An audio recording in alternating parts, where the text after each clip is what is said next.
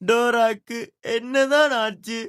உண்மைய சொல்லு, Dora cut உனக்கு பிடிக்கலையா? டோராட ஸ்டைல் உனக்கு வரையலையா? எனக்கு டோரா ஸ்டைல் வராது, ஏன்னா எனக்கு டோரா ஸ்டைல் வந்தது. உனக்கு என்ன பிரச்சனை? ஏன் அழுகுற? எனக்கு தெரியாது.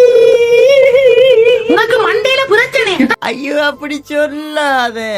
உனங்கடா பாவி, உப்பத்தானே முடி வெட்டி நான் திருப்பி எங்கடா போறான்? சலூனுக்கு தான் திருப்பி டோரா கட்ட வெட்டத்தான் போறேன். ஃப்ரெண்ட்ஸ், இப்ப உங்களுக்கு விளங்கி இருக்கும் டோரா ஏன் அழுகுதுண்டு. மோட்டு பொடியன் மாதிரி திருப்பி திருப்பி தலைமுடி வெட்ட இந்த தம்பிக்கு என்ன பார்த்து சிரிப்பு வருது.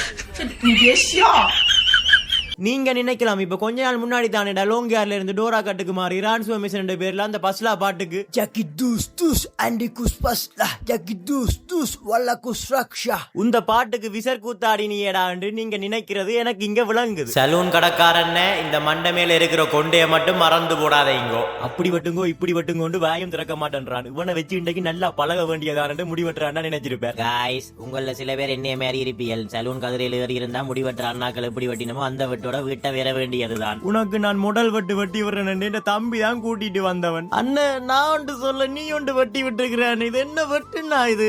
நாளைக்கும் உங்களோட கண்ணுல பட்டா சந்தோஷம் தான்.